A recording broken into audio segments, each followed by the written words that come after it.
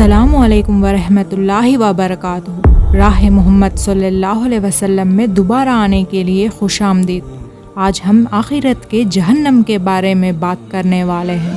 قرآن میں اللہ تعالیٰ فرماتا ہے، بے شک فیصلے کے دن لوگوں کا وقت ان سب کے لیے مقرر ہے، جس دن کوئی دوست کسی دوست کے کچھ بھی کام نہ آئے گا اور نہ ان کی کوئی مدد کی جائے گی، مگر ہاں جس پر اللہ تعالیٰ رحم فرما دے۔ تمہاری یہ آگ جہنم کی آگ کا 70واں حصہ ہے۔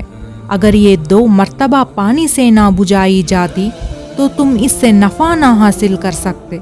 یہ آگ اللہ تعالیٰ سے دعا کرتی ہے کہ وہ اس کو دوبارہ جہنم میں نہ ڈالیں۔ جہنم میں ایک وادی ہے اور اس وادی میں ایک کنواں ہے جس کو حبب کہا جاتا ہے۔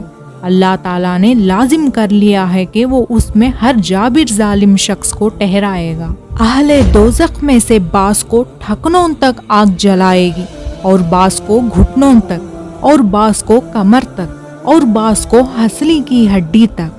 حضرت عمر رضی اللہ عنہ فرماتے ہیں کہ حضرت جبرائیل علیہ السلام نے رسول اللہ صلی اللہ علیہ وسلم سے عرض کیا، مجھے اس ذات کی قسم جس نے آپ کو حق بات دے کر مابوس فرمایا ہے، اگر دوزخ کے کپڑوں میں سے کسی کپڑے کو آسمان اور زمین کے درمیان لٹکا دیا جائے تو زمین پر رہنے والے سب جاندار گرمی سے ہلاک ہو جائیں گے۔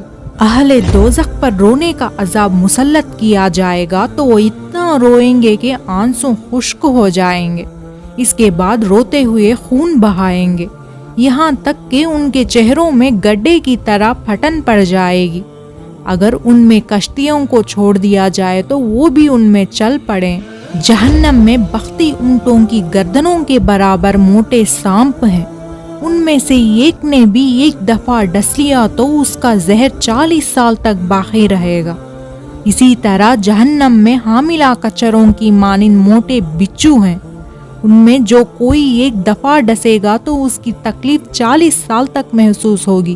وائل جہنم میں ایک گہری وادی ہے جس میں کافر کو ڈالا جائے گا تو اس کی تہہ تک پہنچنے سے پہلے 40 سال لگ جائیں گے۔ اس جمجمہ کنویں کے ارد گرد کسی پتھر کو آسمان سے زمین کی طرف چھوڑا جائے جس کی مسافت 500 سال ہے تو وہ رات ہونے سے پہلے زمین پر پہنچ جائے گا، اور اگر اسے جہنم کی زنجیر کے ایک سرے سے چھوڑا جائے تو اس کی انتہائی تک پہنچنے کے لیے 40 سال تک لڑکتا رہے گا۔ جہنم میں دوزخیوں کو اتنا موٹا کر دیا جائے گا کہ ان میں سے ہر ایک کافر کی ایک کان کی لو اور اس کے کاندھے کے درمیان 7 سال چلنے کا فاصلہ ہوگا۔